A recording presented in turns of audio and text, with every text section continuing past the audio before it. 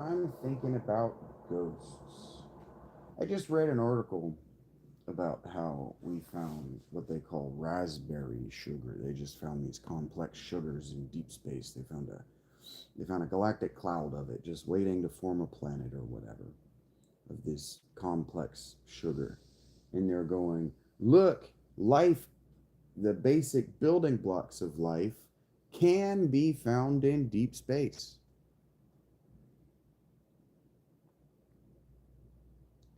And I've been thinking for years that it probably makes more sense that life pre-exists the smallish planets on which it can on which it can inhabit, on which it can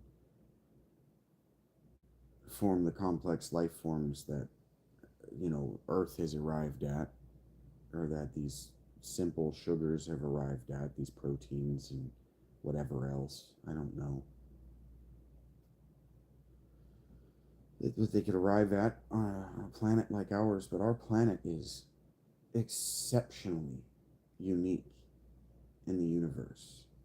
And so it's always made more sense to me. The theory is starting to become more and more that life life can survive out there. The basic building blocks can be built out there. That the reason that we're not finding a how to make life on this planet is probably because the energies required were cosmic.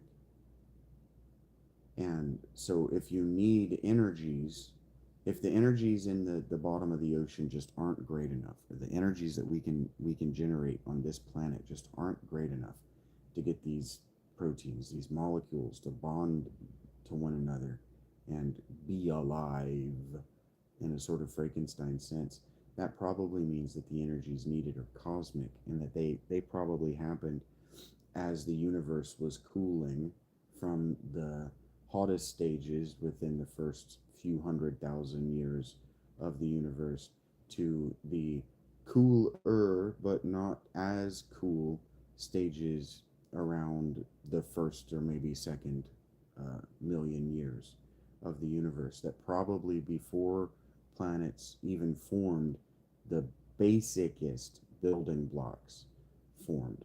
And then many of those basicest building blocks would have been pulled into planets, and then those planets would have blown up eventually, or they would have been thrown out into the universe, where they would have collided with other things, and then yada yada, comets, asteroids, something hits Mars.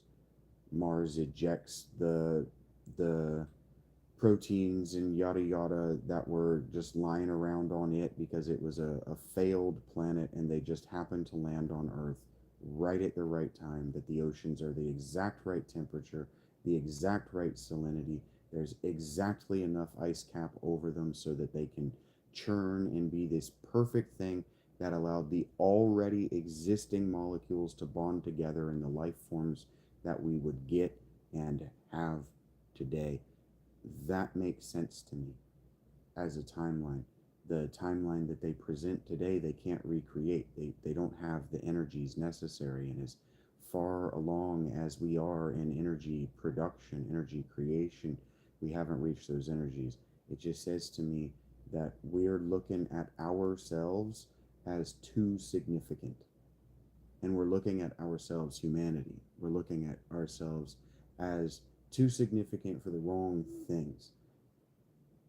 We might actually be as significant as a sort of religious chosen people argument might want to make, because when we look out at the universe, all of these other Goldilocks planets that we see are also hundreds of millions of our cycle around our planet old. Hundreds of millions of years old. Many of them probably no longer exist. And certainly, whatever Goldilocks conditions they exist under are probably imperfect now. Just like in 100 million years, our planet very well may be uninhabitable. I don't remember what the life scale of our planet is, but our planet, oh, no, I'm sorry, not our planet, our sun. But I know that our sun is in the latter stages of a sun's lifespan. So our sun is going to go supernova not too long from now, but it's not going to be in any of our lifetimes. I think we're still talking in scales of billions of Earth years. So it's not entirely impossible that the planets that we're looking at now could still exist, could still be inhabited, but it's almost entirely impossible. In my mind, it's so the probability is so low that they're still habited, that there's still complex life like us out there, like the stuff that we can observe, seems highly unlikely to me. But I'm thinking about ghosts. And I've done too much academic research into ghosts. I've read too much source material into the people who've hunted ghosts and interviewed ghosts across history. And ghosts, to me, to my mind, appear to be two things. They appear to be the fantasies or the phantasms, also known as the hallucinations of overactive imaginations, overactive minds. And then imagination is difficult when you're talking in this specificity because the imagos, the imaginare, that means to put on the death mask of an ancestor and pretend to be them. So ghosts are sort of that. They're the hallucinations or the fantasies of an overactive imagination. Somebody just pretending like a ghost is here with them, talking to them. But ghosts also appear to be something like a memory with a form, but that form isn't corporeal. Something like a projection, something like a hologram. That's something like the lived person, but also doesn't seem to remember who the lived person was. Doesn't really seem to remember anything or be able to understand the context of the reality that the two of you are sharing when you're experiencing this ghost. But then they can also have uncanny knowledge and awareness of other stuff. And so that leads itself right back into hallucination and fantasy. But if on these distant planets there were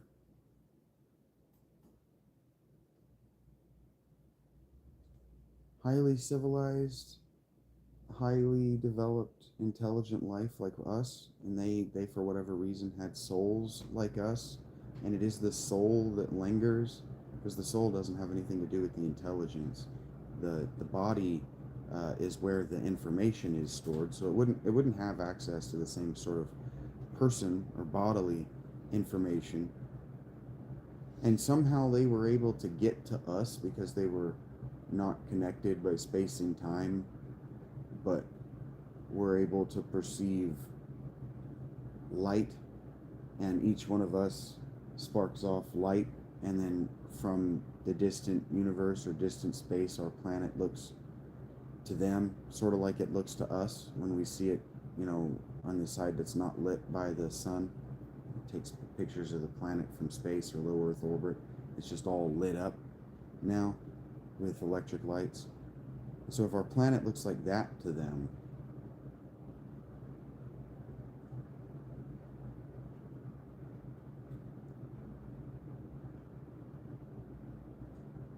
it could explain a lot of not necessarily UFO phenomenon, but like just unexplained phenomenon, like balls of light that appear over trees and seem freaked out that you can see them, or shadow people, or black-eyed kids. It's like if they're trying to look like us because they don't remember what they looked like, they're gonna do it wrong.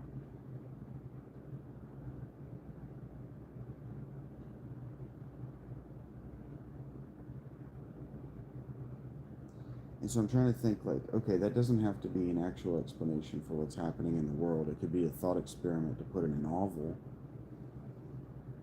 So how do you use that? Like the cyclical destruction of the universe, but impossible age of the universe, because any one planet has a finite age, and it's not impossible. Like our planet is only whatever 6 billion years old or whatever it is. So things have a finite, they have a finite creation and destruction.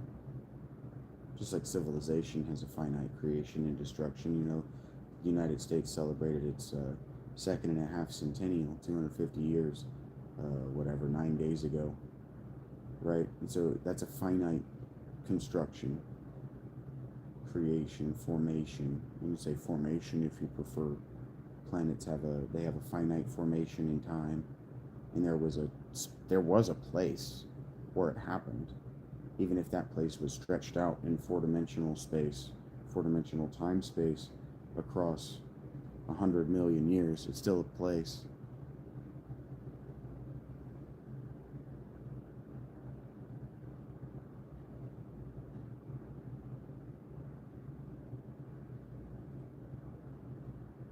Yeah, man, that just sounds like a stress-induced hallucination.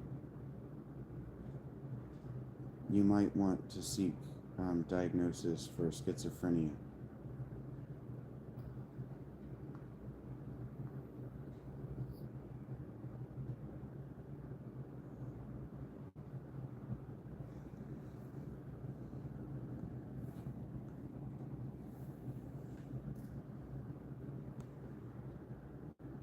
Under normal circumstances, the brain doesn't see things that aren't there. It doesn't make mistakes. It doesn't interpret reality incorrectly. We do. The pilot does. And so if the pilot is seeing things that the pilot can't explain, that means that there's something going wrong with the pilot body apparatus. And if it's schizophrenia, it's accountable for. As you're interpreting reality, you can account. Like I have pathological demand avoidance. That's neurological. So when I make my decisions, a lot of people are telling me what to do, and I have to prioritize.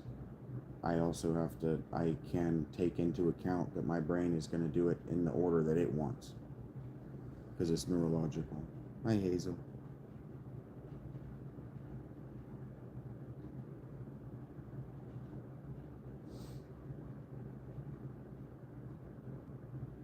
It's an accounting trick, like any kind of illusion that there might be money in your bank account while an Amazon transaction is pending. It's you too, Hazel.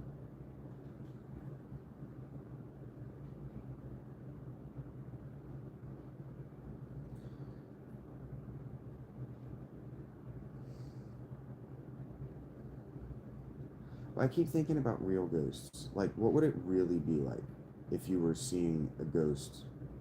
That's an interesting that you got yourself situated into. You can't get up on it so that you're clipped on it and then crouch or like dodge roll through it.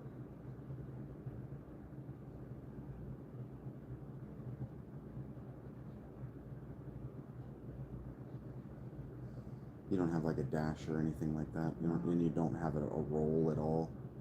That's amazing. How did you get in there? They spawned in here.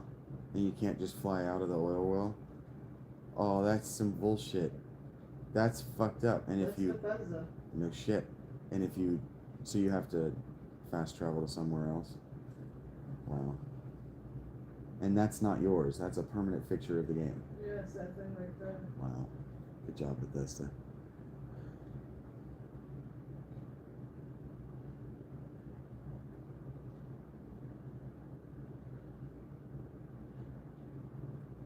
Like if a ghost is always, or if the result of the situation I'm going to describe is always a ghost, if a ghost is always the result of not being buried properly, what about all of the people who were not buried before humans arrived at proper burial? Okay, I get it. You arrive at proper burial because you figure out all these ghosts. But if you calculate the number of humans who have died, I think it's still greater than the number of human beings currently alive. And so if human beings were meaningfully human, let's say that something about Lucy, Australopithecines, like 2.5 million years ago, I think that's the number, made us meaningfully human. Like we got souls when we started banging rocks together, right? Like that did it. The manual labor of banging rocks and traveling as groups to get rocks and to get fish and to scavenge for animals and to hunt for eggs and to then decorate it all in vegetables, like that. That's what made us meaningfully human somehow. That group effort. Somehow it didn't happen with other primates, but it happened with us 2.5 million years ago. Okay. We didn't bury our dead until like, I don't know, 20,000 years ago. I don't actually know. I'm going to ask. I can ask over here. I have multiple computer interfaces now. Let's ask with this one. Ah! Rachel, why? She set up Home Alone style booby traps all over the house. Uh-huh. Oh, I'm going to have to turn this I'm going to have to turn this monitor on. She hides the remotes from me, so I can't do that. You mean they're all right here? Where you put them? You put them all inside the blanket. You hid them from me.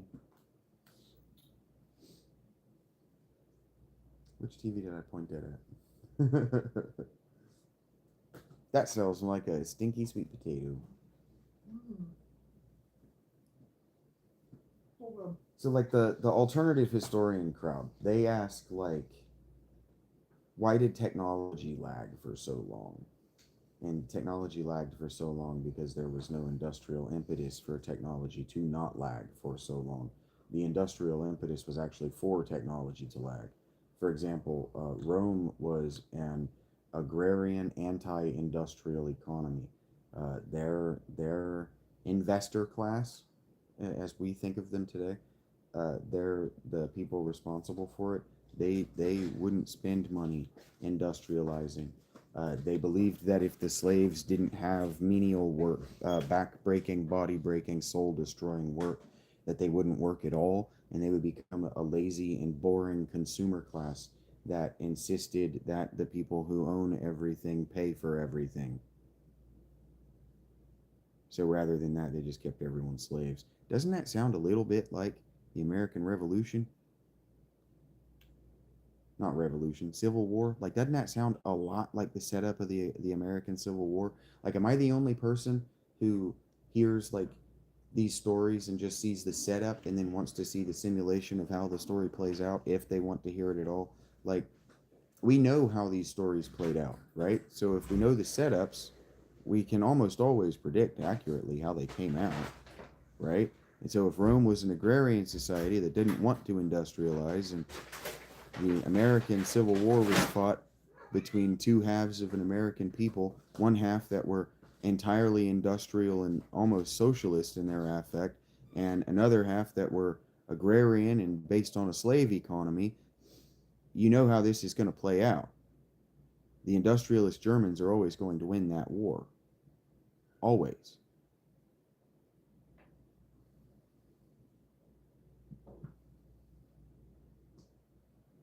They have every time.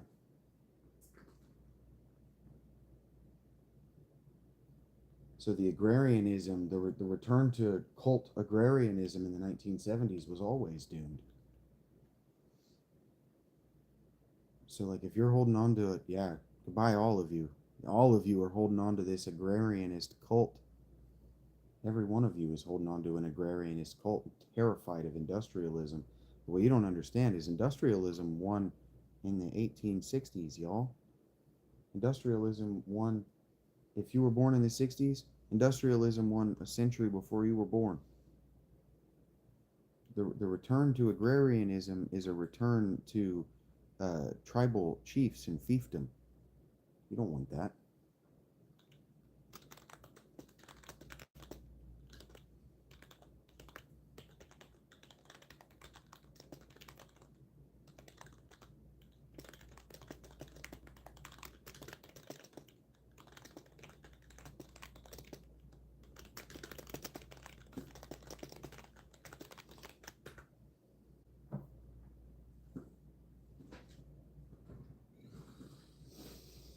Oh, here we go. Mhm.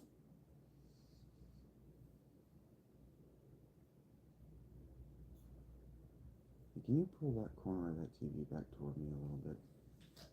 Say again? Can you pull the corner of that TV back toward me a little bit? Mm-hmm. Like even that up. Oh, that works. How's that? Thank you. You're welcome. The genus Australopithecus actually emerged about 4.5 million years ago, 4.2.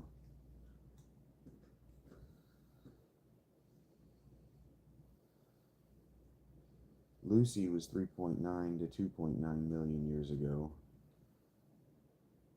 Highly successful, fully bipedal hominins. But they still retained adaptations for climbing trees and had brain sizes not much larger than a modern chimp's.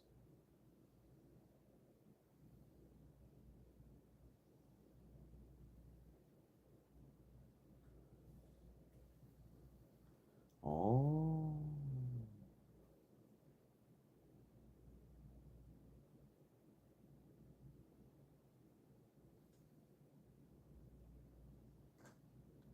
Homo erectus appeared about 2 million years ago.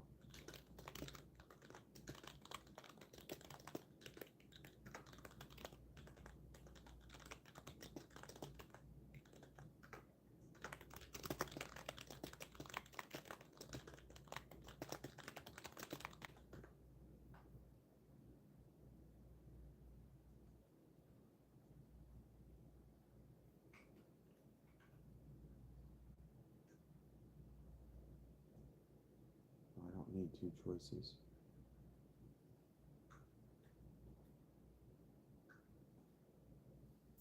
Can I?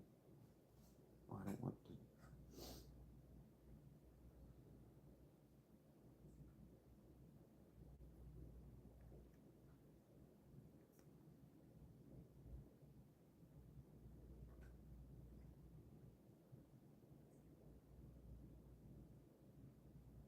So I thought Australopithecus gave rise to Homo. No, of course it's not one. It's not a straight line.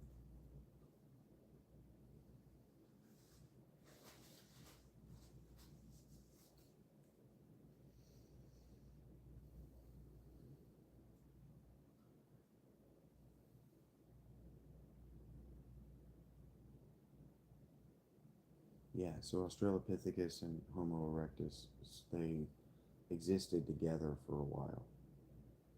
And then the Homo erectus out-survived them. And then they gave way to us. And so,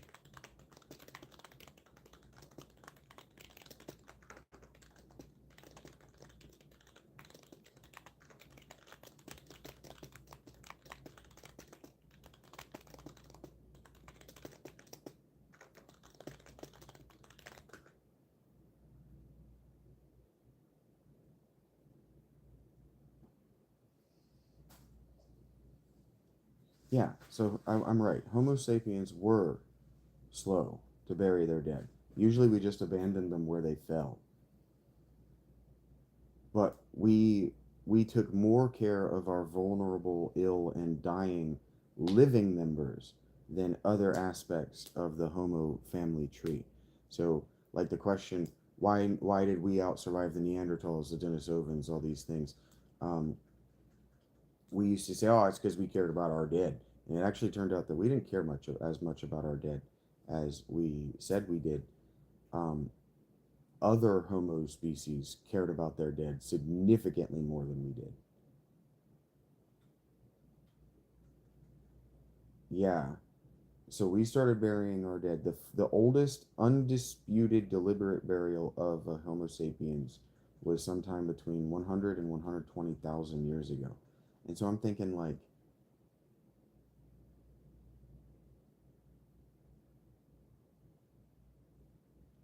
almost 4 million, between almost 4 million and 100,000 is a long time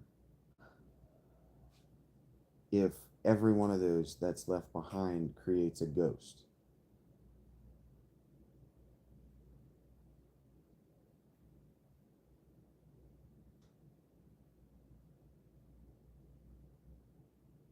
And then we started really caring about it between 30 and 40,000 years ago.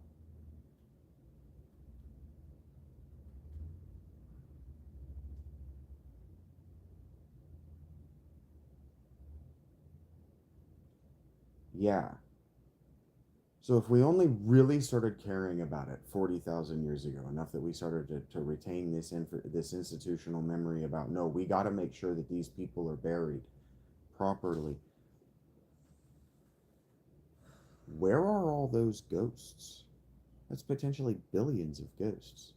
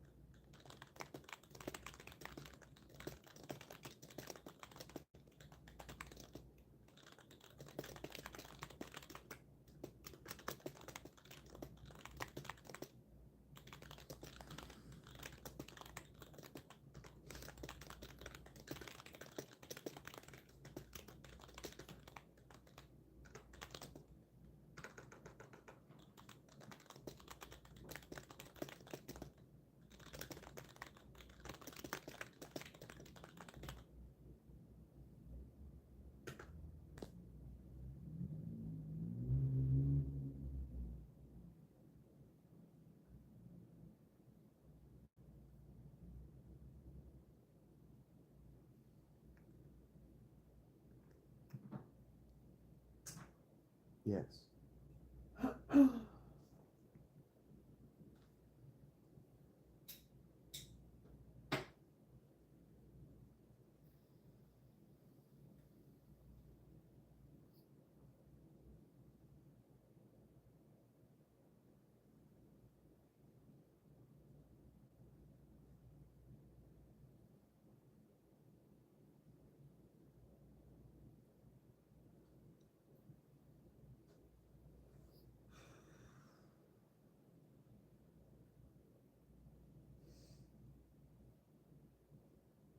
Oh, that's interesting. She's going to answer this question in a completely different way than I thought to do it. So you start at writing out, okay, well, they wouldn't have had ghost myth. There wouldn't have been ghost mythology before before Homo sapiens, because the pre Homo sapiens, even pre late Homo sapiens, after Neanderthal were gone, there was no living species on the planet capable of thinking about its thinking. Dogs can't think about what they're thinking about in the way that I'm thinking about what I'm thinking about. And I've been thinking about ghosts. They can't think about what they're thinking about. So they can't even think, they can't conceptualize the idea of a soul.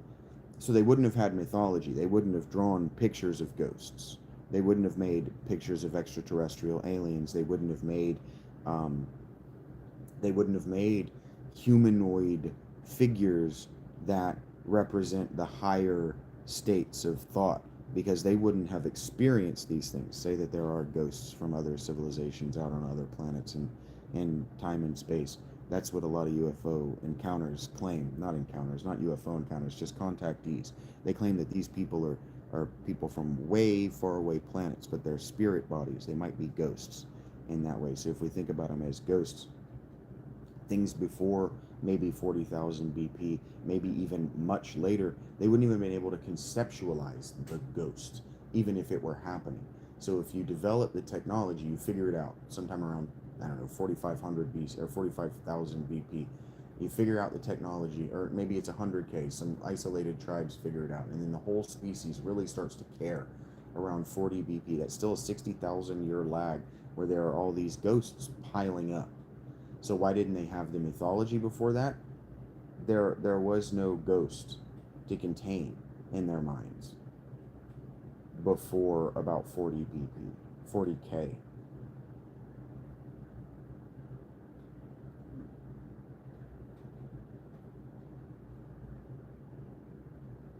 Yeah, so Homo sapiens and Neanderthals developed a massive evolutionary byproduct somewhere between 100K and 40K BP, known as hyperactive agency detection. This is our hardwired instinct to assume an intention behind an event, right? So we I'm saying with video games, right? These people who assume an intention behind the event of stopping disc production. They assume that it's to kill collection, or they assume that it's to harm them on purpose. That is a uniquely human thing known as hyperactive agency detection. Hyperactive agency detection. What that means is that the agency detection sequences in our brains that we've had since animals need to know whether something is alive, or whether it's alive and has no agency, or whether it is alive and has agency. The difference in a plant and a bug that looks like a plant is extremely important to you. If A, your digestion only works if you eat that bug, or B, your digestion stops working if you eat that bug, or C, that bug is going to eat you. That's called agency detection. So hyperactive agency detection is applying agency where there is none. So when a tribal elder died, their memory, voice, and social impact remain vividly alive in the minds of the survivors. Yeah, when people leave us, when people die, when people come into our live chats and they stay for a couple of days and they make friends and then they disappear for months and they only show up to say goodbye. These people, they exist as ghosts. They are ghosts. That's why we call it ghosting. They linger as a psychological presence in our minds, and most humans would prefer to do just that, especially Catholics. Early humans likely believed the dead populated the immediate landscape, the trees, the caves, and the shadows, that they were in these objects, these things that were alive. They said, okay, well, the dead have collected inside these things because these things are alive but have no agency. Our friends are dead, they have no agency. And if they're experiencing these ghosts in the same way as later ghosts, academe and scholarly work presented them, then they might be back then attached to the life energy of the tree. That might be something like how you arrive at Mako energy, right? Or chi, right? Where the sky is where the ghosts are. And then, yeah, rather than sending them away by sending them to the other place, the next life, the early people probably dealt with them through avoidance, abandoning campsites where someone had died, or physical containment, leaving bodies out to be eaten. And then you artifact the bones and you carry the dead with you forever. Yeah, shamans. Shamans did ghost sending, and the archaeology that we have coming out of Siberian, Southern African peoples that archaeology, that technology, the shamanism technology arrived about 30,000 years ago.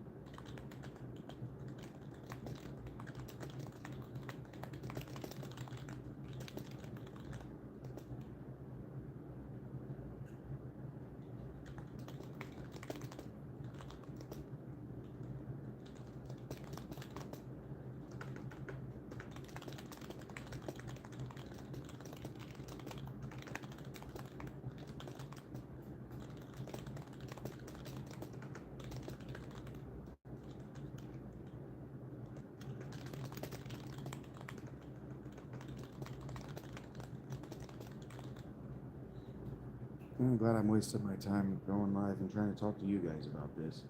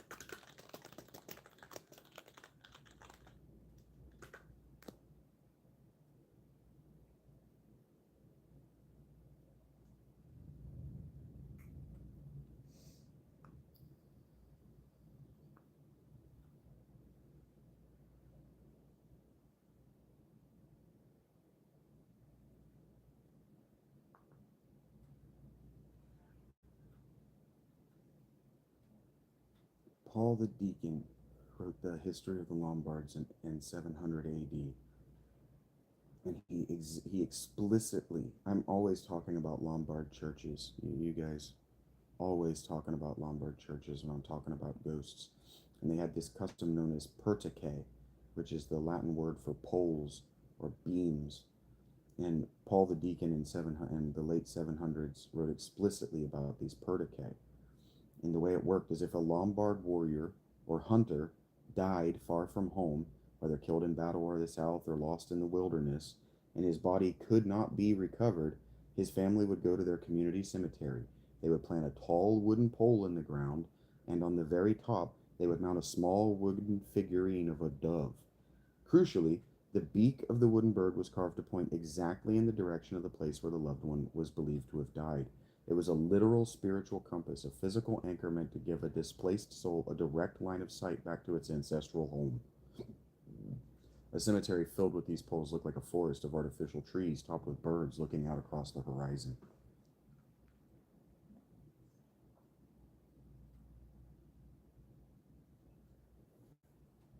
Yep, Queen Rodelinda, the Lombard Queen Rodelinda in the 600s, founded a famous church in the city, the capital city of Pavia. Rob visits this church. She chose to build it directly on top of one of these ancient pagan-leaning pole cemeteries. Because the landscape was dominated by these wooden bird markers, the locals immediately bypassed its formal name and called it Santa Maria alla Pertice, Saint Maria of the Poles. Rob goes to that church.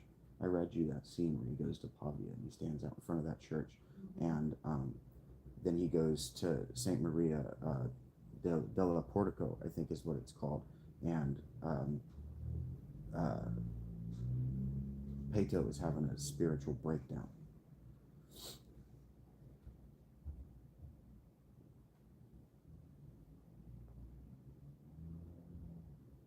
Yeah, the Lombards were masters of stone and today are widely credited with pioneering the Romanesque style of architecture, which heavily featured the development of the campanile, the classic soaring Italian church tower.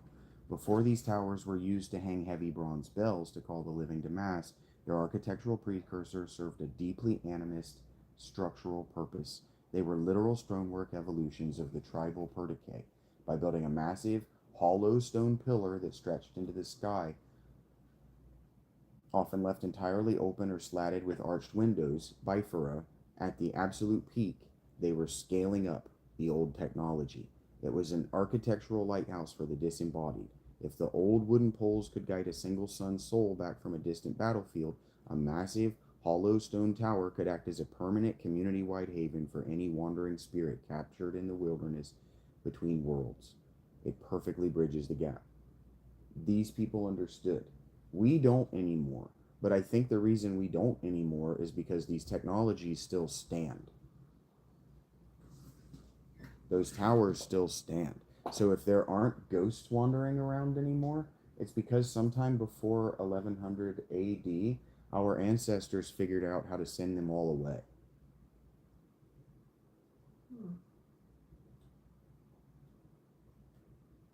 That makes sense to me. It makes a lot of sense to me.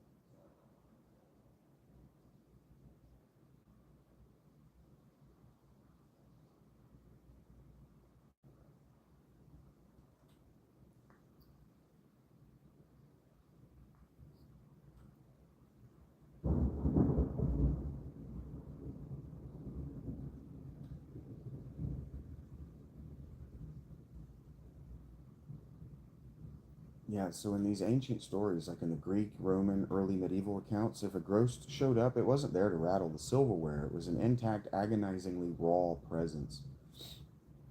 They often didn't even fully remember the mechanics of who they were in life. They were stripped of their ego, reduced to a singular burning fixation, usually a grievance, an unburied body, or an unfulfilled vow. Despite having shared memories of their own identity, they possessed a terrifying, passive access to information they shouldn't have. They knew where a murder weapon was hidden under the floorboards 3 towns over. They knew the exact day a living person would die. They knew the secret sins of everyone in the room. It was an encounter with a fading, discorporate mind that had slipped its gears but was suddenly plugged directly into the raw fabric of the universe.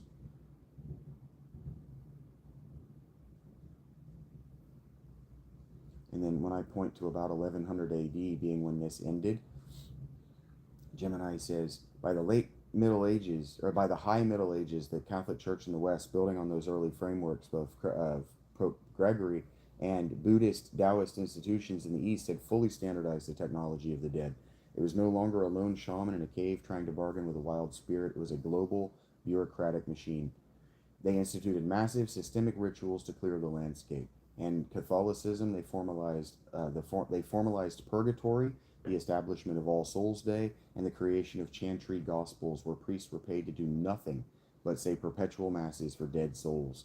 Function like a spiritual vacuum cleaner. Every day, millions of prayers were being targeted at the fresh dead, systematically processing them and pushing them out of the earthly biosphere. And then in Eastern medicine, the Ghost Festival, Yulon Pin in Buddhism and Taoism serve the exact same systemic purpose: feeding, appeasing, and ritually sending away the hungry ghosts en masse so they wouldn't linger in the villages.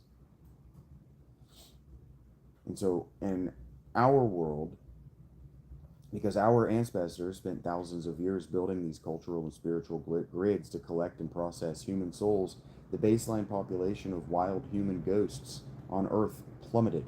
The landscape was effectively scrubbed clean. This is exactly why modern paranormal investigators and modern exorcists like Father Amorth describe a totally different phenomenon. When something breaches the perimeter today, it usually isn't the confused, tragic soul of an ancient Bronze Age farmer who just wants his bones covered in ochre. Instead, modern cases almost exclusively deal with two things: residual echoes, non-conscious recordings trapped in the stone or wood of old buildings, the chair moving, the phantom footsteps, pure kinetic feedback loops, zero active mind, or inhuman entities, non-human, opportunistic intelligences, what theology calls demonic, that imitate human ghosts specifically because the real human spirits are gone, leaving an empty niche in the ecological fabric of the unseen world. Yeah.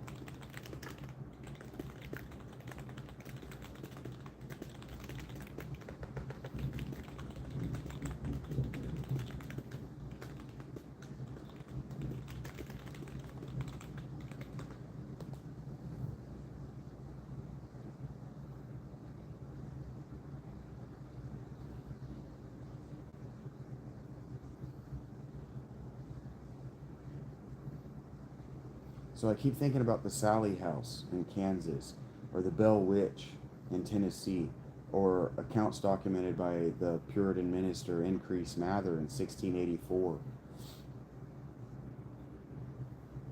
I'm looking at cases that break all the rules of traditional human haunting. They feature physical violence, spontaneous fires, apports, objects materializing from nowhere, telepathic mimicry, and a deep psychological sadism. It's theatrical, exhausting, and completely deceptive.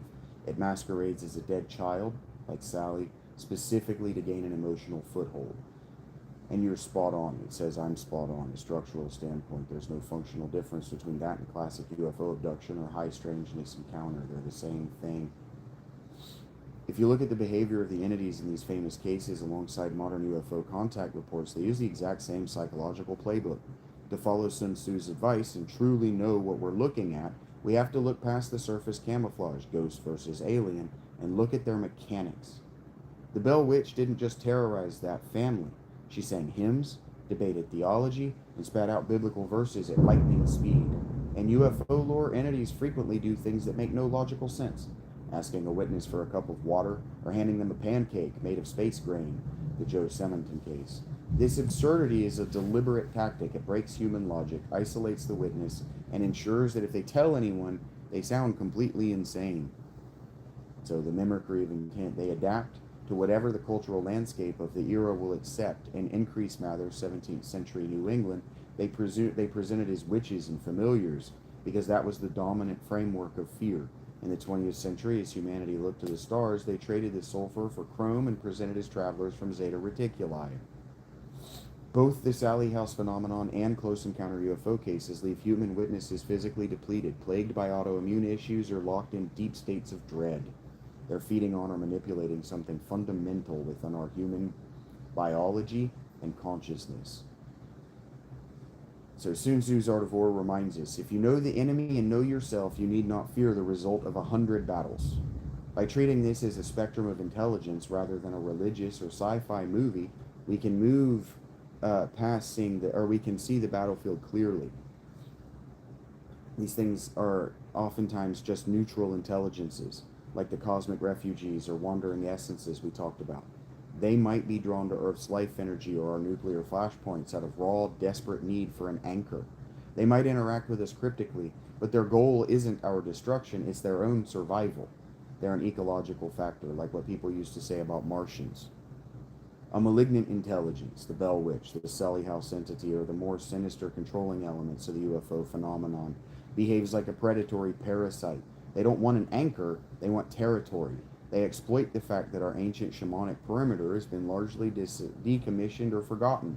Because modern humanity views the universe through a purely material lens, we walk right into their traps, treating a malignant non-human intelligence either as a joke, a spooky story for television, or a highly advanced space brother here to save us.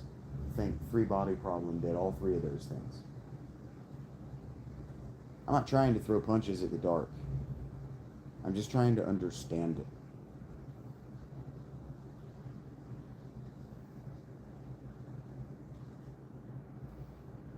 I don't even know that ghosts are real. Just allowing that ghosts might be real. We live so far downstream of most of humanity's actual problems. If you're able to see this live stream, you live so far downstream of humanity's actual problems.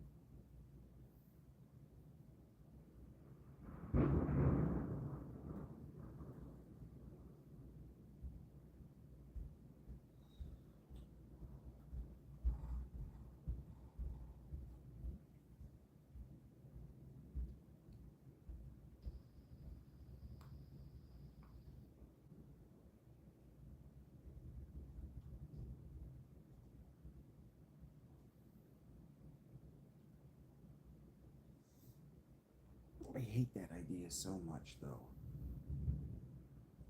It's my least favorite idea.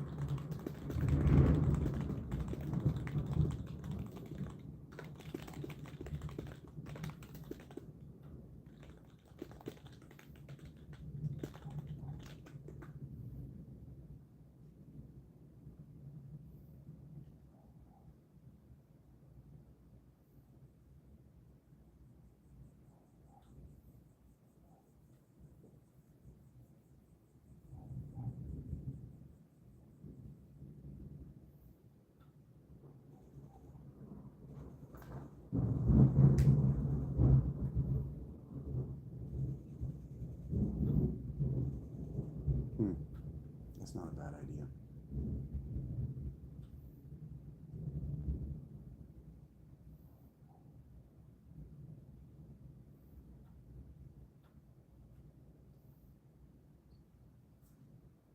That's not a bad idea at all, actually. I'm gonna be right back.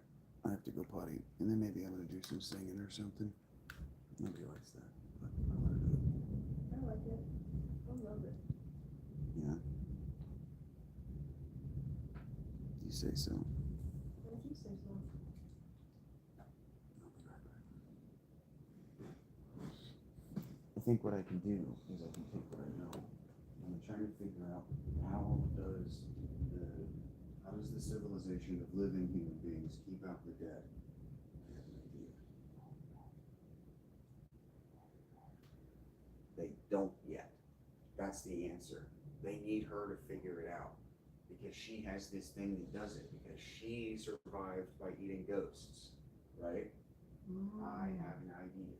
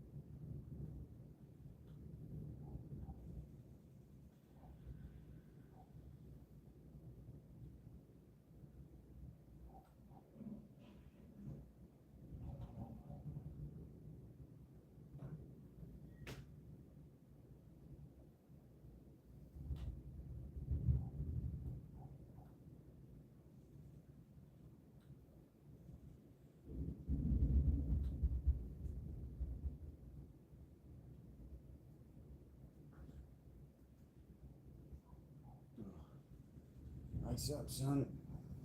I could use some ice.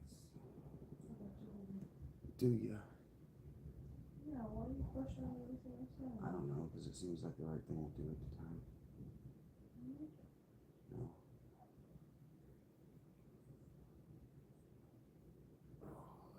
I have a new freezy gun. You have a new Freezem gun. Yep, it freezes everything that I hit.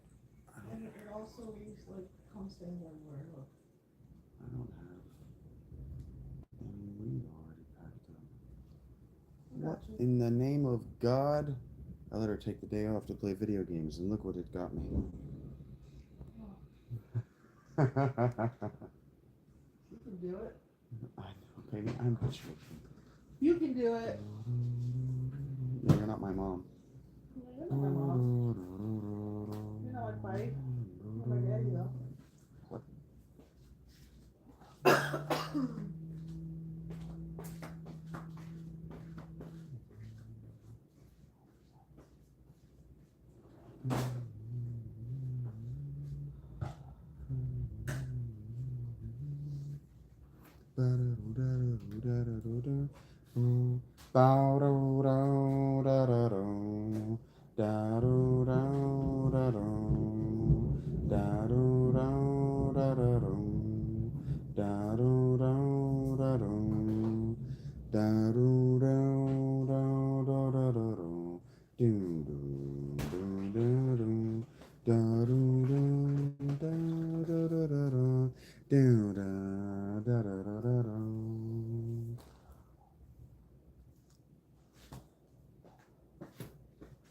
New blood joins this earth and quickly is subdued through constant pain disgraced. The long boy learns their rules. With time the child draws in. This whipping boy done wrong, deprived of all his thoughts. A young man struggles on and on his known. Ooh, a vow unto his own. That never from this day his will they'll take away. Yeah. What I've felt, what I've known, never shine doing what I've shown. Never be, never see, won't see what might have been. What I've felt, what I've known, never shine doing what I've shown. Never free, label me, so I dub the unforgiven. They dedicate their lives to running all over us. He tries to please them all. This bitter man he is, throughout his life the same. He's battled constantly. This fight he cannot win. A tired man they see no longer cares. The old man then prepares to die regretfully. That old man there is me. Yeah. What I've felt, what I've known, never shine doing what I've shown. Never be, never see, won't see what might have been. What I've felt, what I've known, never shine through what I've shown. Never free, never me, so I dub the unforgiven.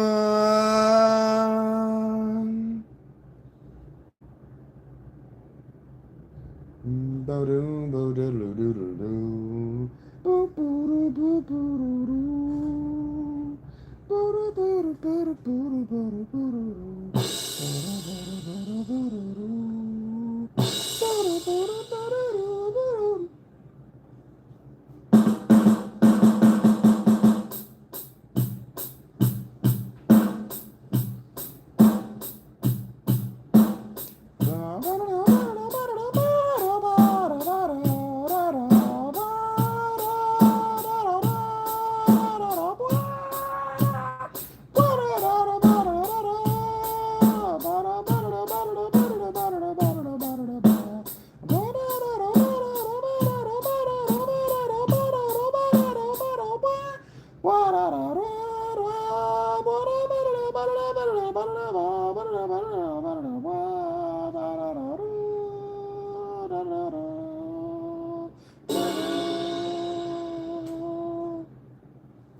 What I've felt, what I've known, never shine doing what I've shown. Never be, never see, won't see what might have been. What I've felt, what I've known, never shine doing what I've shown. Never be, label me, so I dub the unforgiven.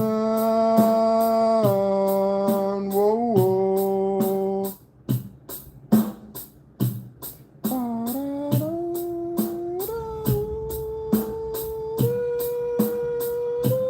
Never free, label me, so I dub the unforgiven.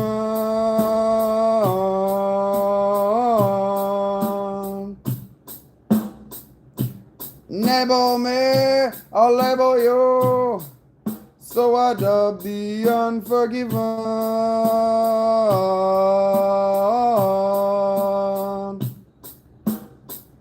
You'll never free, never me. Oops, got ahead of myself there. Unforgiven.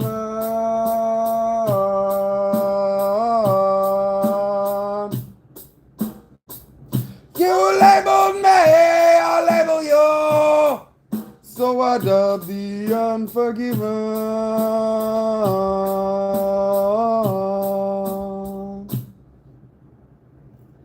Never free, never mad, so I dub the unforgiven.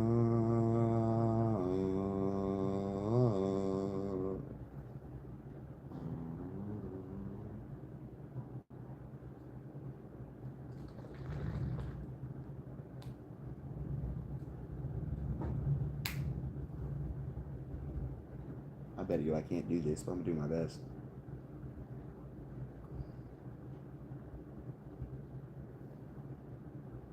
Never listened to the drums on these songs. Just never bothered.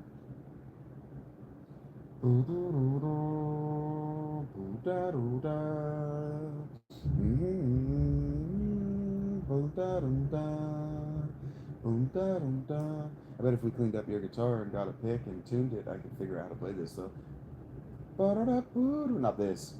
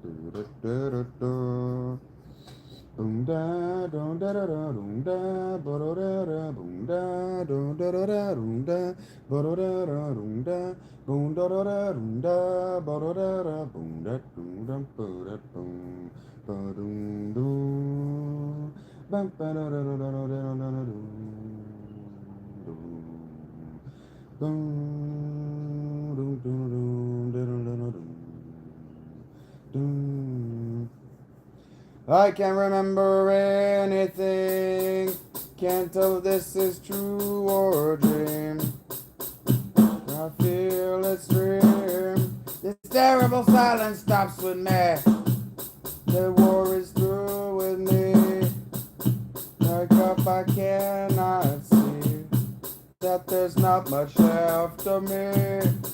Nothing is real but pain now. Oh, my breath is I wish for death. Oh, please, God, wake me.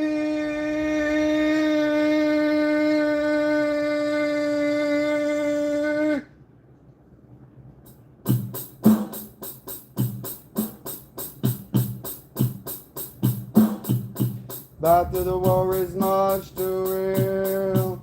There's a side that I must feel. I look forward to reveal. Back to the time when I left.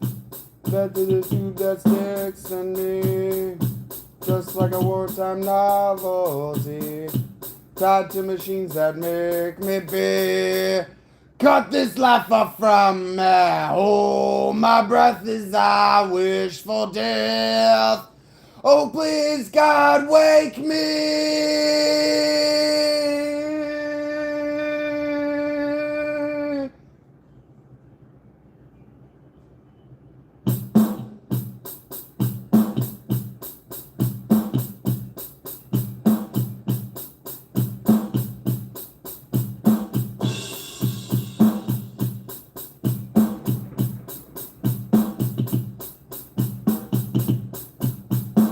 Now the world is gone out this one. God help me, oh, my breath is I wish for death. Please, God help me.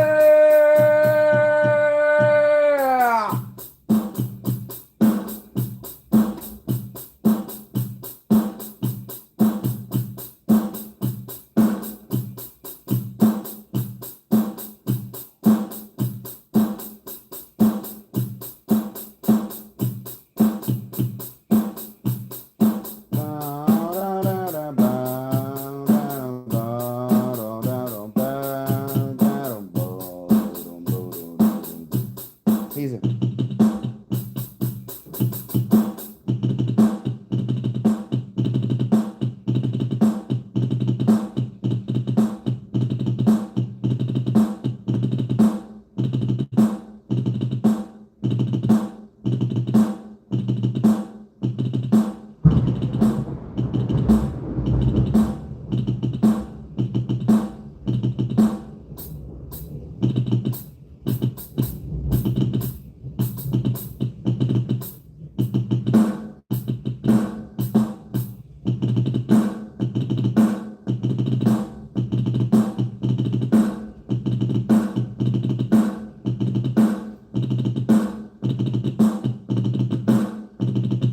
Landman has taken my set, taken my speech, taken my earring, taken my arms, taken my legs, taken my soul. Let me really laugh in here.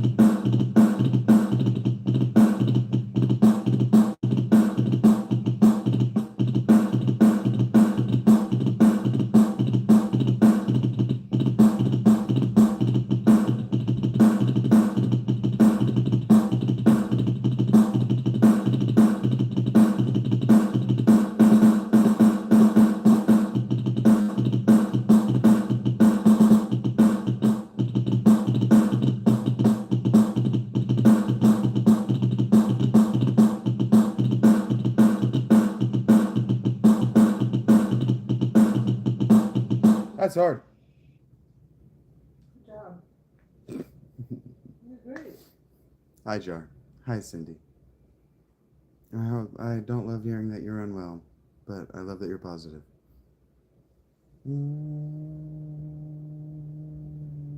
That's a fast song.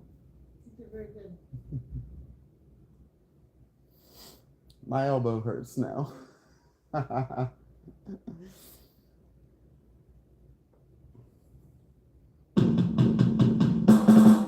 I ain't no good.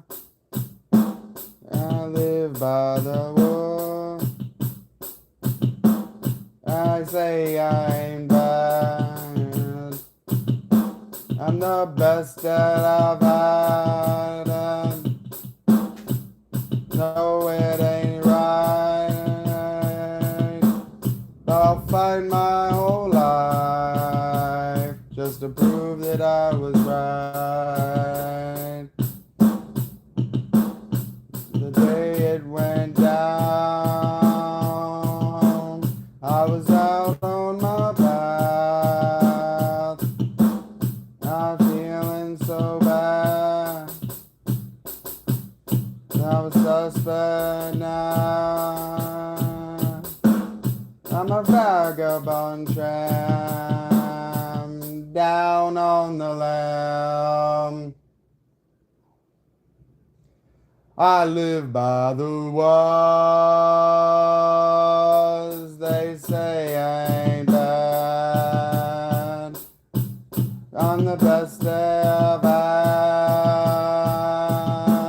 I know it ain't right, but I'll fight my whole life just to prove that I was right.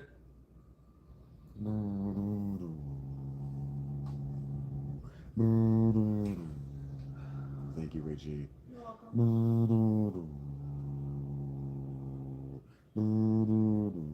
Terrestrial fire ascending from underground. Godspeed divine, so we control the mound. Shapeshifter, spirits whisper, guide me through this black sorcery. Flashing teeth, aggressive tendencies, cloaked beneath silvery kiss, smoke and mirror, black obsidian. Tell us where to find the marrow.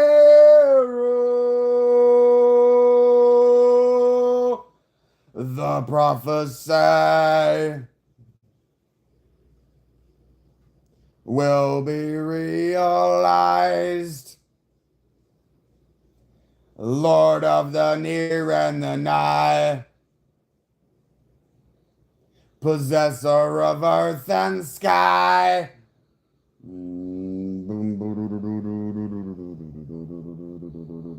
I'm doing all right. I'm sure that Rachel's doing okay too. Guard your temple from distraction. Make sure no one goes inside.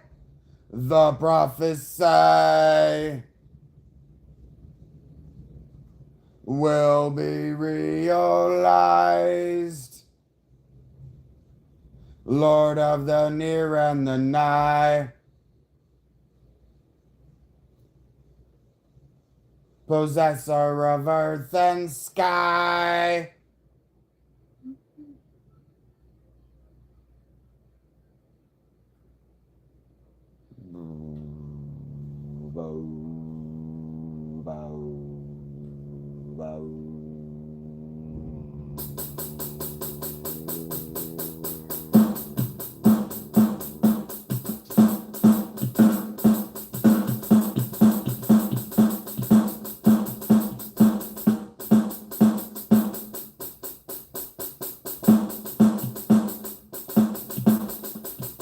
It's right in front of me, a throne of melodies. It's right in front of me, your malignancy.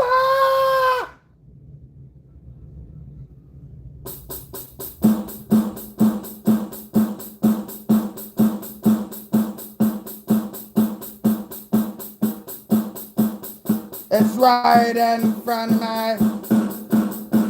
A throne of melodies. It's right in front of me. Malignant sigh. He's actually doing like a.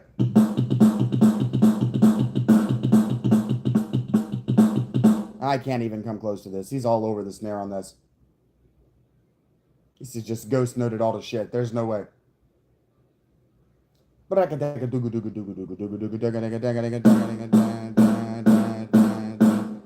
He's doing like a.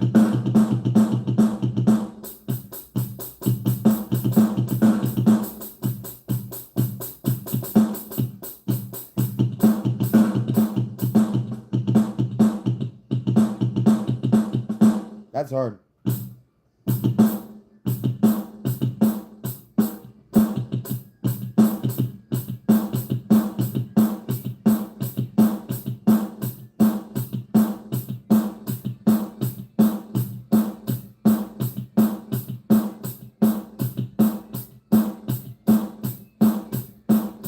That's what he's doing. He's just doing it really fast.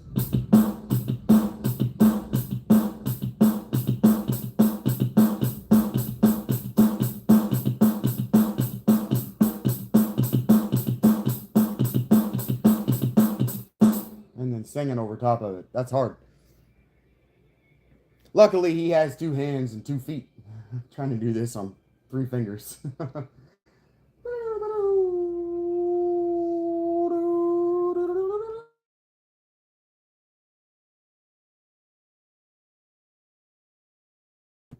God said, nah. Quiet now.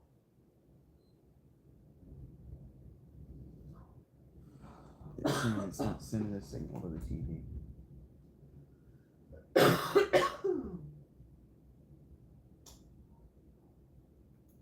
Quiet now.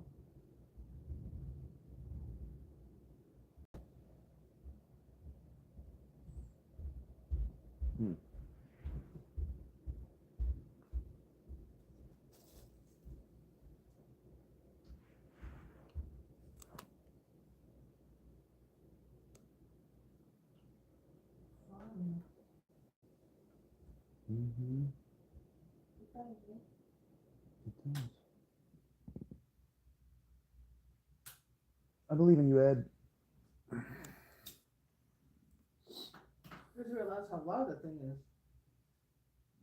Yeah.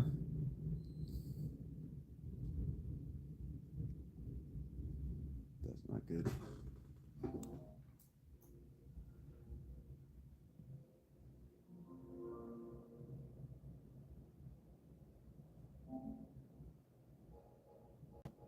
It's got 6 fans. You want it cool, Rachie, or it'll melt the house down. It's going to drop the temperature in the house by a couple of degrees too.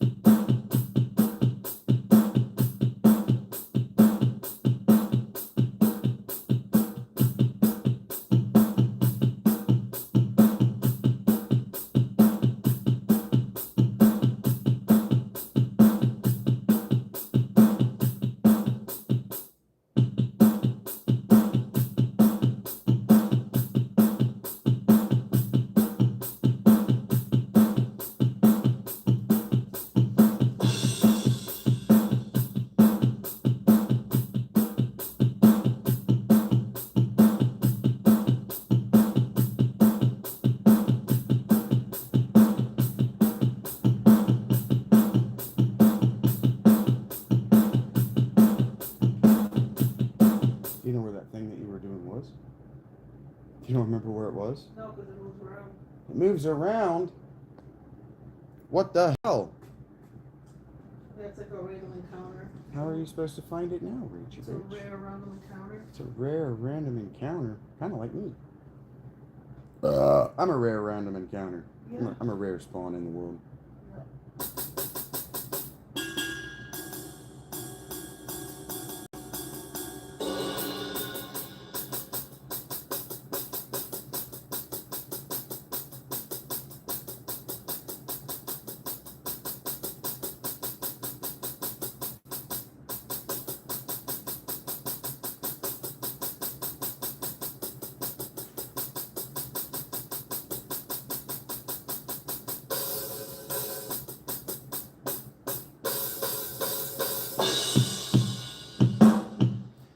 Kids at Tiananmen Square question the reason why they were there.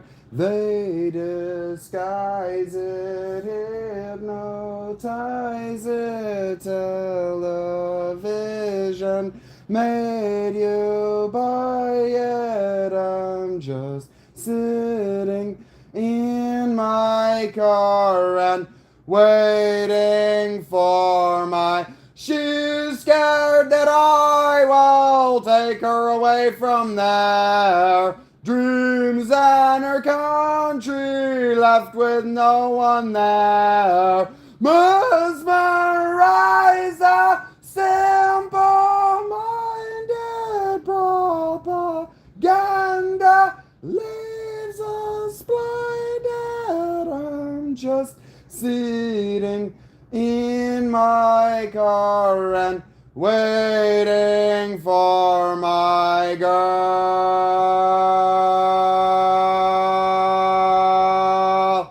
I'm just sitting in my car and waiting for my girl.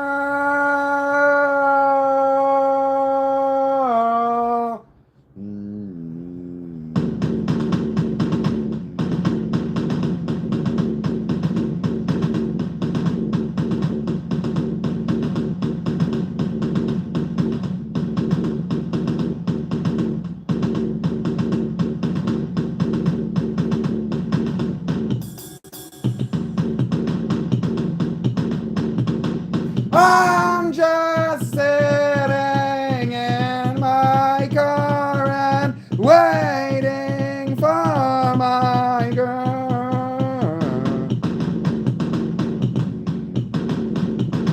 I'm just sitting in my car and waiting for my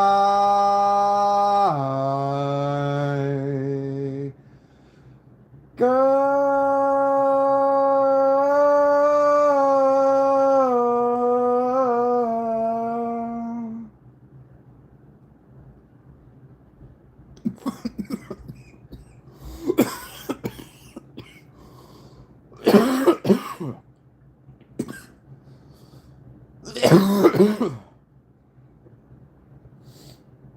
Oh, this one's fun.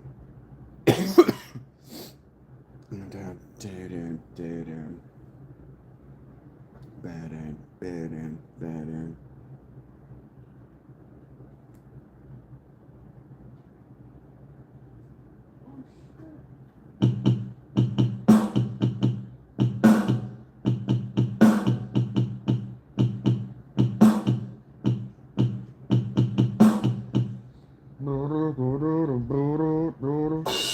He's right here.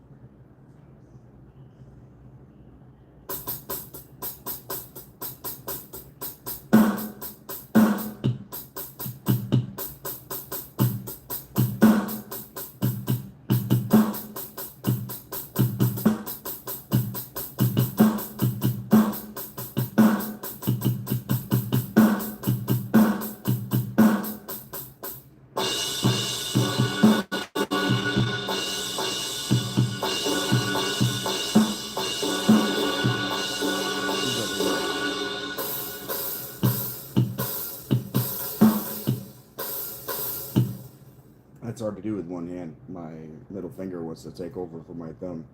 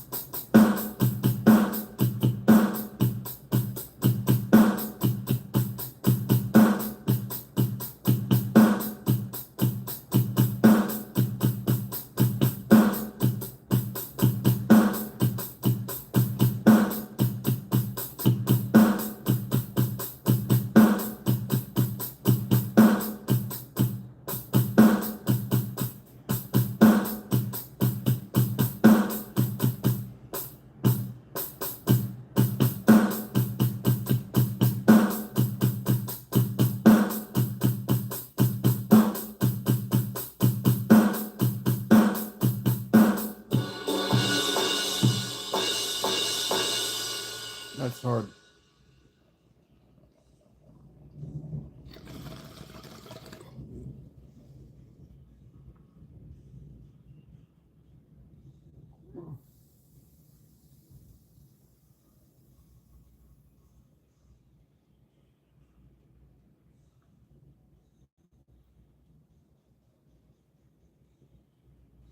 I think this is my favorite Metallica song to sing. So I'm gonna back it up, but I'm gonna actually do it.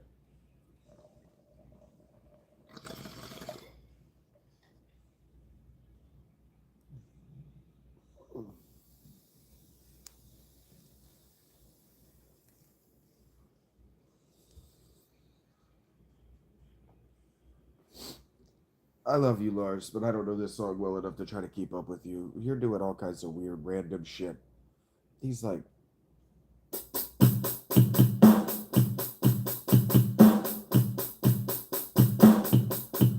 and now I wait my whole lifetime for you. And now I wait my whole lifetime for you.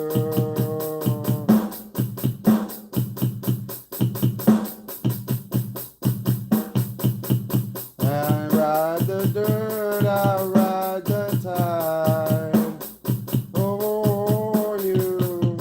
I search the outside, search inside for you. To take back what you left me, you know I'll always burn to be. Come to seek, so I may find. Though I wait my whole lifetime,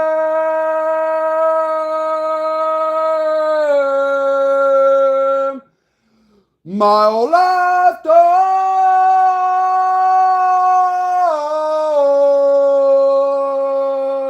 I'm out. Oh wait, he doesn't do it again yet.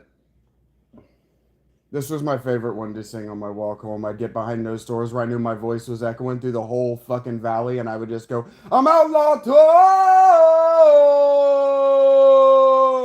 torn. I'm torn.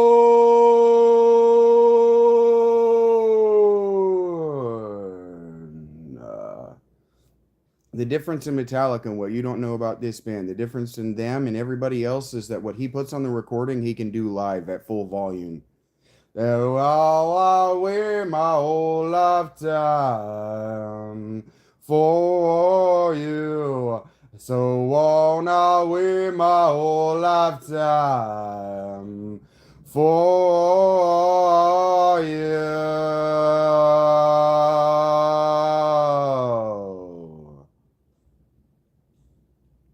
The more I search, the more my need for you. The more I bless, the more I bleed for you. You make me smash the clock and feel another die behind the wheel. Time was never on my side.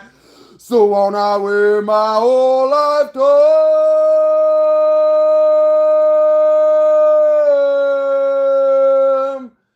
I'm outlaw.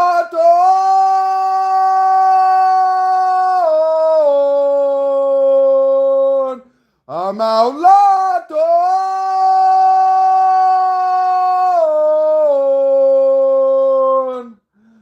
I'm outlaw.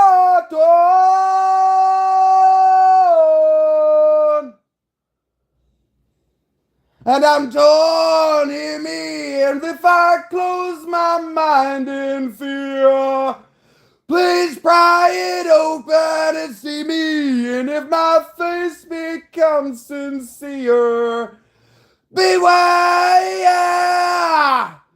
and if I start to come undone, stitch me together, save me, and when you see me strut, remind me of what left this outlaw torn.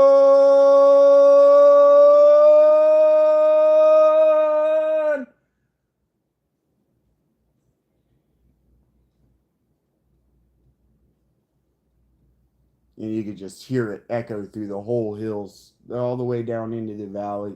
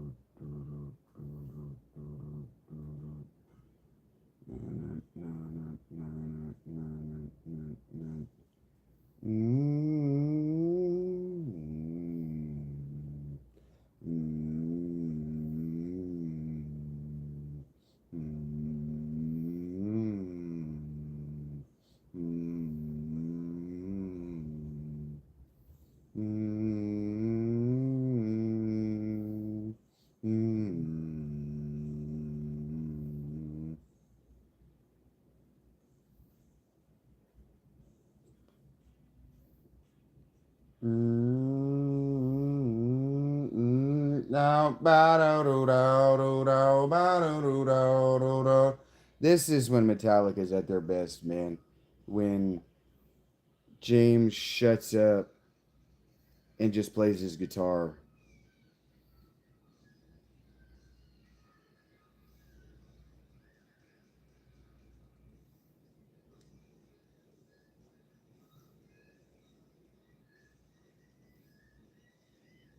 Hear me, and if I close my mind in fear, please pry it open and see me, and if my face becomes sincere, beware, and if I start to come undone, stitch me together and save me, and when you see me strut, remind me of what left this outlaw torn.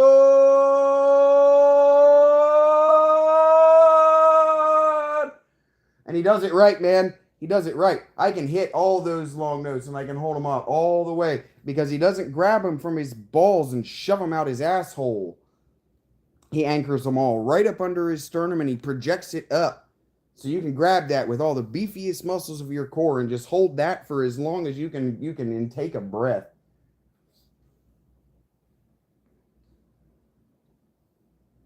And you get up right up on the mic and you croon it as you lose the air and lose just enough volume to hold it for as long as you like.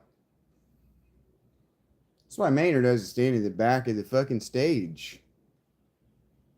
He has to open his mouth so damn wide he looks stupid.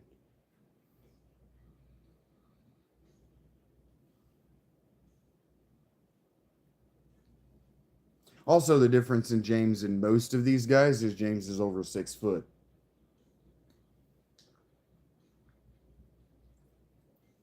James has a great big resonator core right here that they just lack.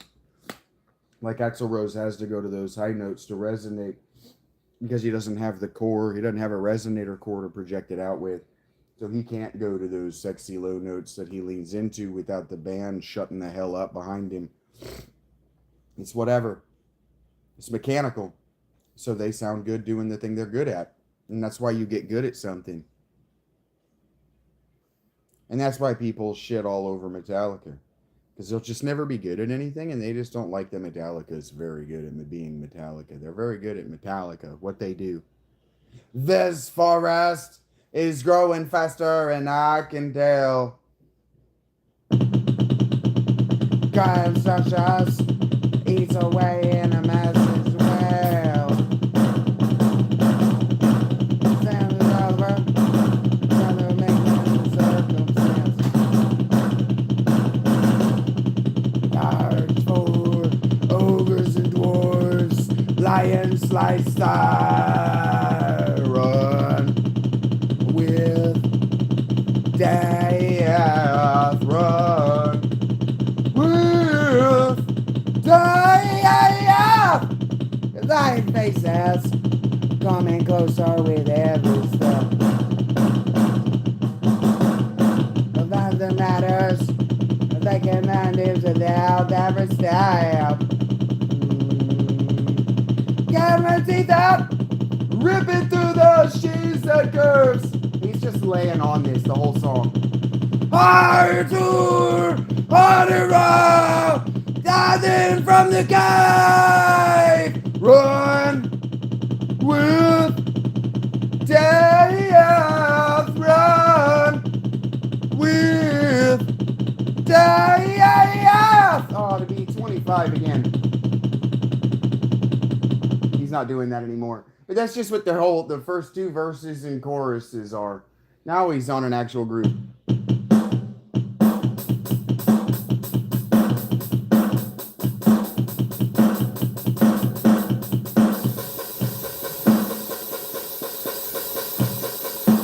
Run away, my heart's gone away.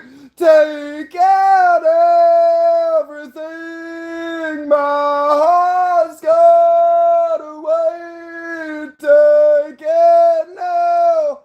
And then he's back to this.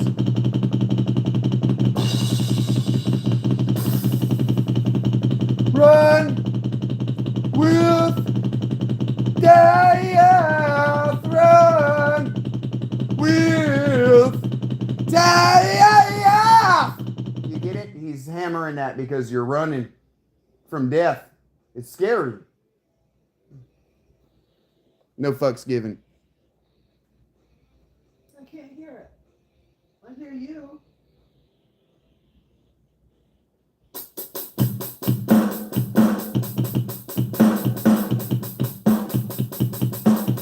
Run away, my heart's gone away. Take out everything, my heart's gone away. Take it now.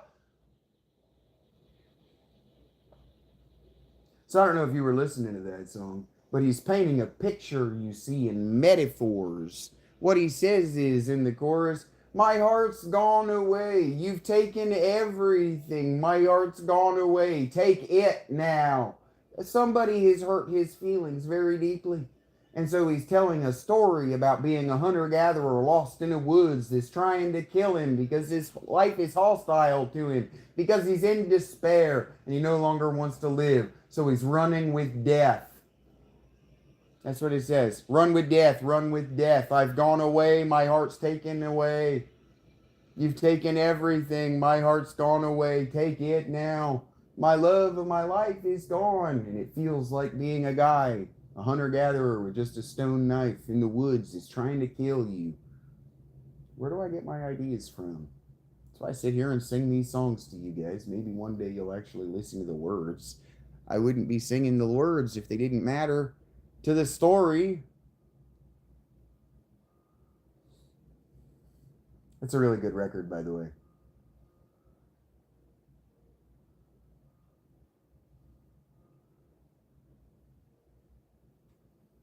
It starts with one thing. I don't know why. It doesn't even matter how hard you try. Keep that in mind. I designed this rhyme to remind us of time. All I know. Time is a valuable thing. Watch it clock by as the pendulum swings. Watch it clock down till the end of the day. The clock ticks life away. It's so unreal. Don't look out below. Watch the time go right out the window. It tried to hold on, but you didn't even know it wasted it all just to watch you go. Kept everything inside, and even though I tried, it all fell apart. What it meant to me will eventually be a memory of a time when I tried so hard and got so far. But in the end, it doesn't even matter. I had to fall to lose it all. But in the end, it doesn't even matter.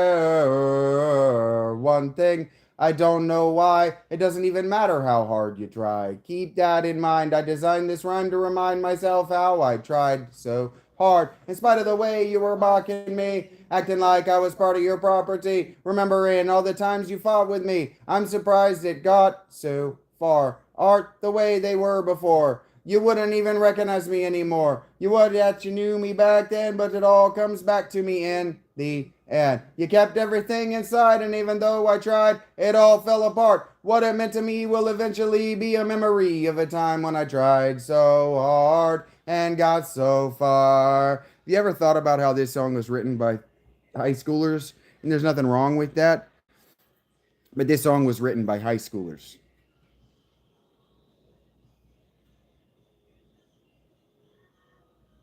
It's a great song. What does a 19-year-old know about the end?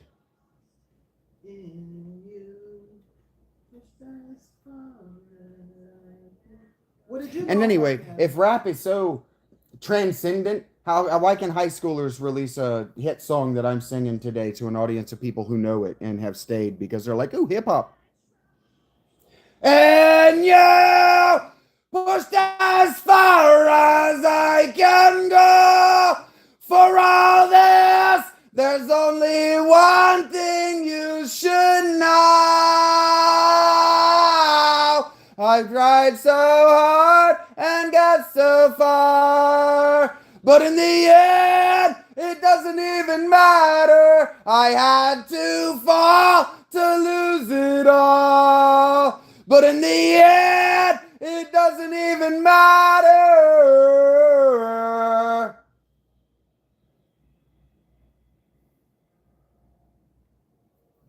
What did you know about the end of 19? Yeah? What did you know about the end of 19? Nothing. Nothing? That was why I stopped listening to them with this record. They had nothing to say to me. They were only 4 or 5 years older than I was. What the fuck do they know about reality? I turned to this instead. I've tried to tell you this story before, but you keep looking away. So I turned to this record instead.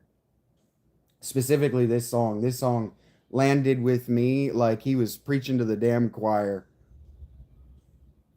I'll do the spoken word version for you.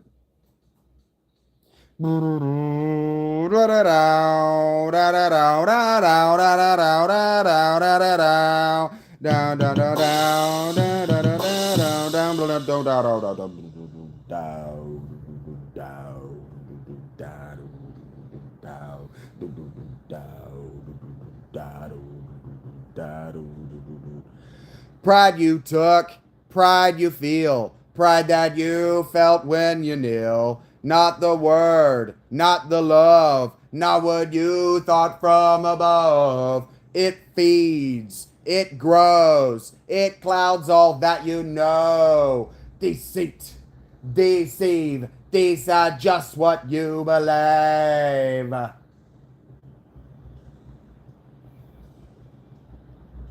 I see faith in your eyes. Never you hear the discouraging lies. I hear faith in your cries. Broken is the promise. Betrayal. The healing hand held back by the deepened nail. Follow the God that failed. All these people come around my channel when I was homeless, like, oh, I would help, but I'm a Christian. It's like, yeah, the healing hand held back by the deepened nail. Give me a fucking break. Find your peace. Find your peace. Find your say. Find the smooth road on your way. Trust you gave a child to save. It left you cold and him in a grave. It feeds. It grows. It clouds all that you will know. Deceit, deceive, decide just what you will believe.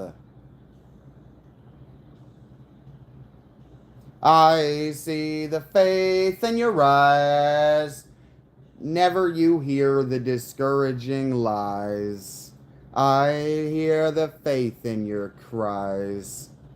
Broken is the promise, betrayal. The healing hand held back by the deepened nail. Follow the God that failed.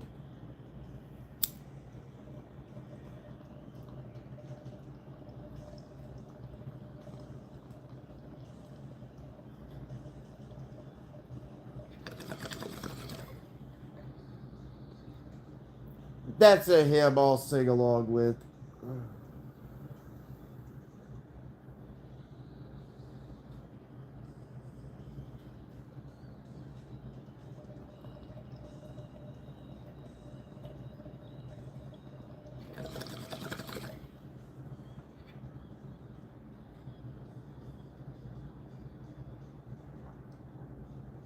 Del Tipper Gore, the Parental Advisory Board, and all of that Christian family values garbage from the 90s and the early aughts and what it's going to grow up into today with the trad wives and this whole fucking MAGA movement.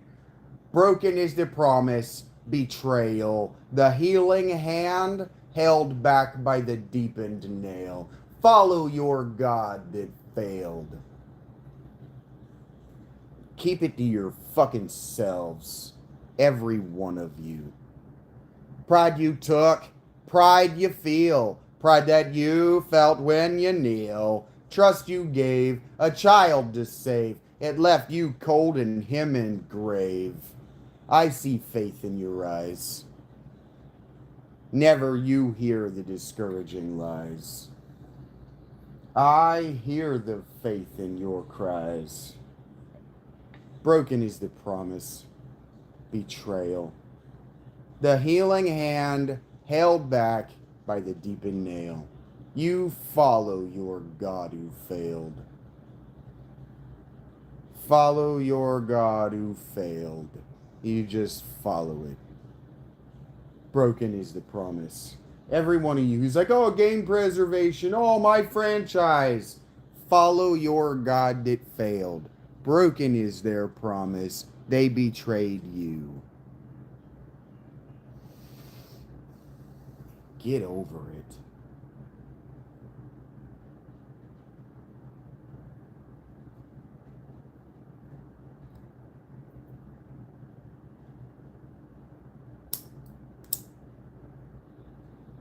This song is a metaphor for having a girlfriend or a wife or a loved one who is battling cancer and the powerlessness that one feels.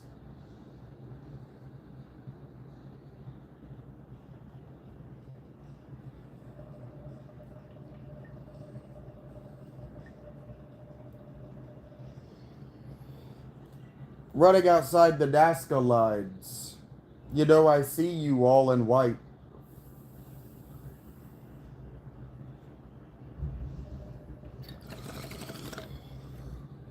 I was hoping you were growing the fruit for vines. and the raid to give us life.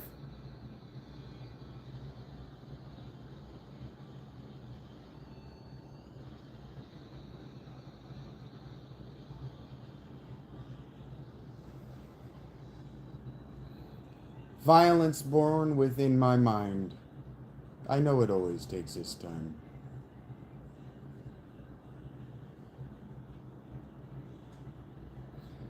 Climbing inside the cosmic eye and forgive the enemy. You know, sometimes I wonder who I am. Reflections offer nothing. I wonder where I stand. I'm afraid of myself.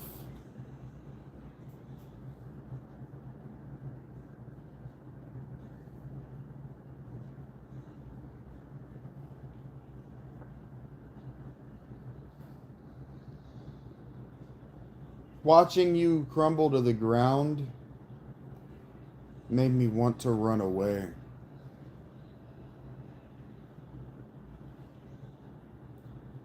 Helping you find helping you find your golden crown made it easier to stay.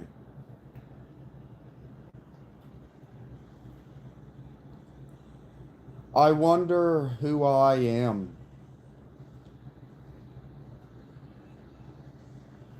Reflections offer nothing. I wonder where I stand. I'm afraid of myself.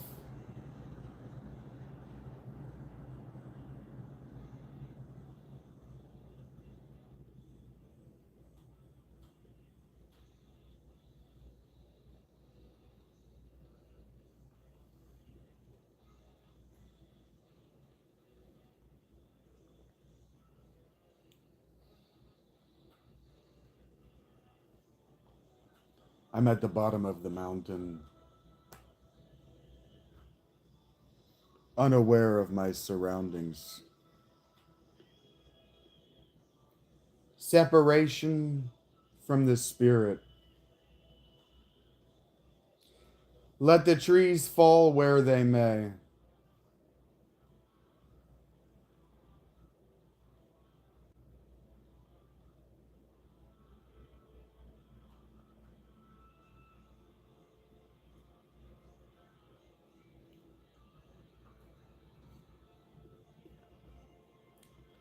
I don't think he says, the lyrics say that he says, let the trees fall where they may. And I'm reading the lyrics to make sure that I say all of the first syllables. I know the words. I just don't always say all of the first syllables. I, have to fix that. I think what he says is at the bottom of the mountain, unaware of my surroundings, separation from the spirit, let the trees form under me. Meaning I'm not leaving.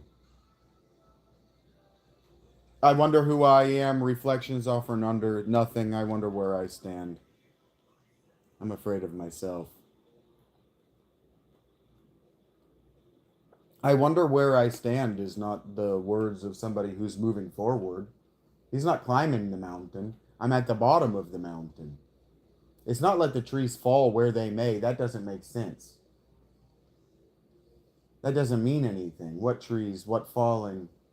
But let the tree form under me. He says, let the tree form under me. It sounds kind of like May, but he's saying me in a southern accent. He's saying, let the tree form under me.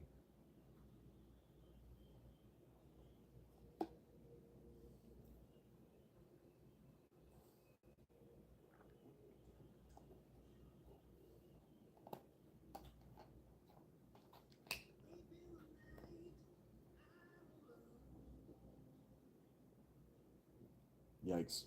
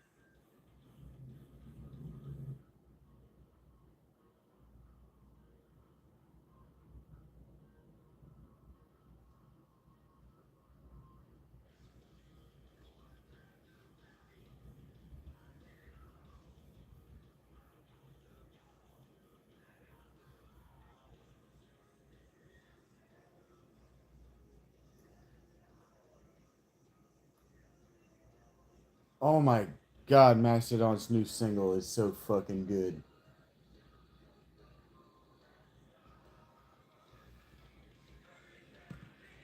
He's doing Brandaler fills that I can't do. I think I just let this die, I bet you.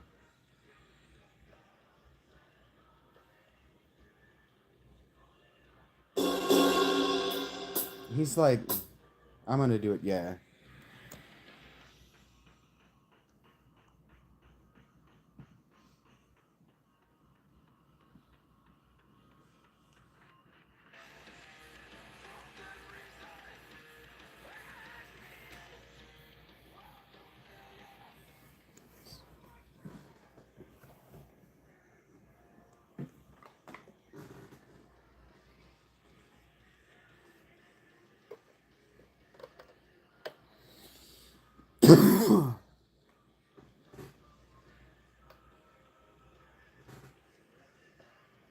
I can't do the rolls that he's doing. When he does like a, I can't do it. Just isn't gonna sound good. When he does like a, it just isn't gonna ever sound good. You know what I mean? Because he's rolling, he can bounce his drumsticks in a way that I just never can. It's always gonna sound like them damn. It's always gonna sound bad. But he's doing like a, he's doing like a. It sounds awesome. I have to wait for him to do it again. Because now he's just soloing.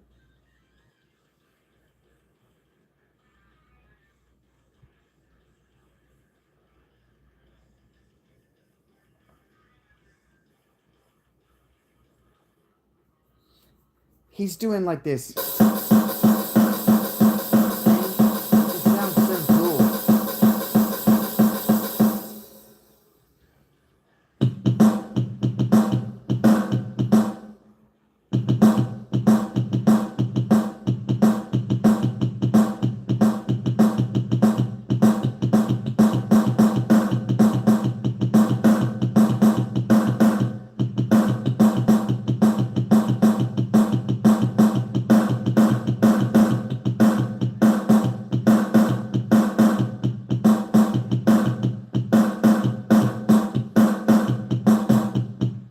He does these fills at the end that I can't keep up with, but that sounds so cool.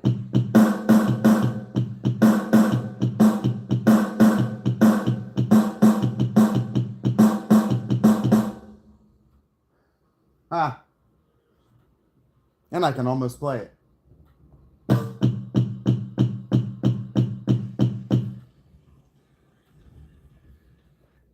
Look here, you're gonna blow your ears out. But even you could like this. This just rocks.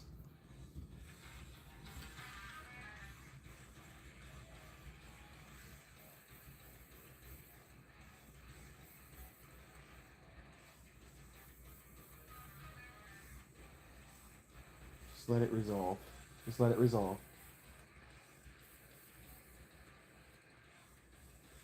Just let it resolve. Let it resolve into the verse.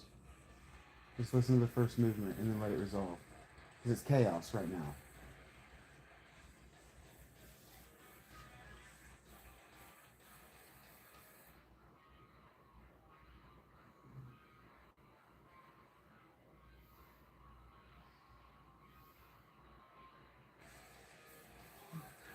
Doesn't that fucking rock? That's cool. It just fucking rocks. Very cool. I'm really impressed, actually. They lost. It's leaving me. I can't get his name to come out of my mouth right now. They lost their guitarist. They lost their lead.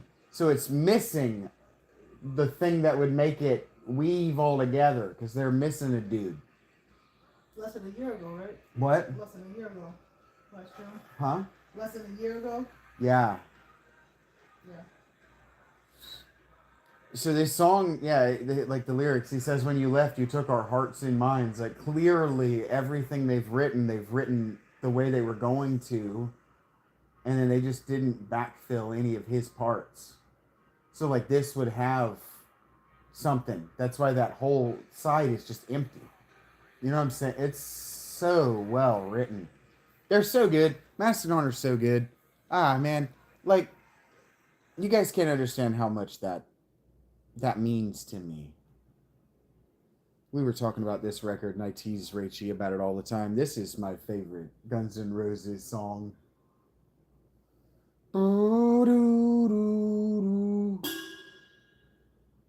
Been a long year since you've been gone. It's a lone year I've grown old. Fall to pieces, I'm falling. Fell to pieces, and I'm still falling. Every time I'm falling down, all alone I fall to pieces.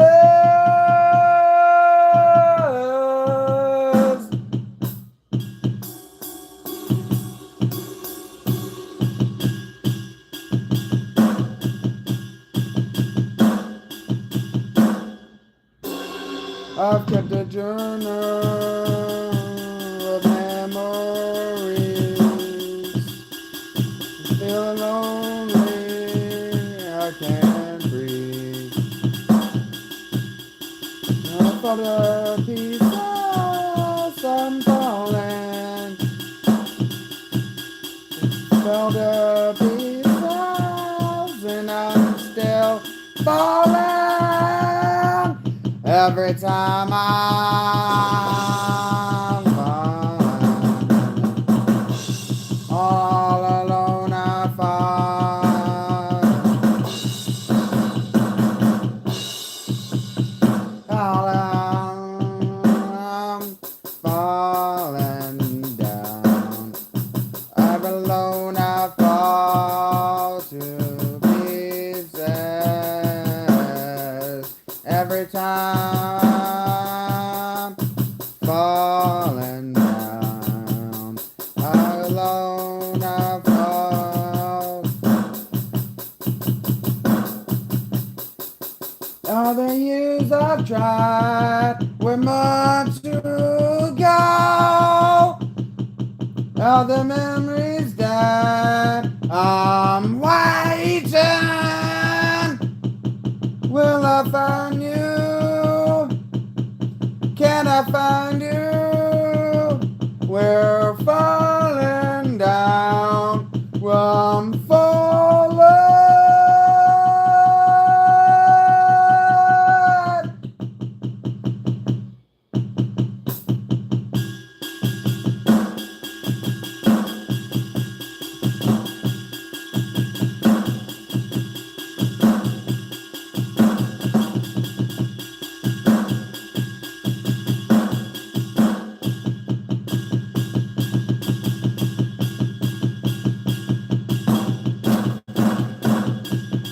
Every time I'm falling down, all alone I fall to pieces. Every time I'm falling down, all alone I fall to pieces.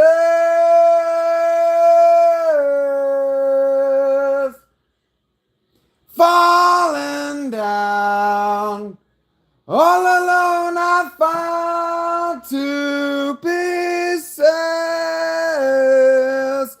Every time I'm falling down, all alone I fall to pieces.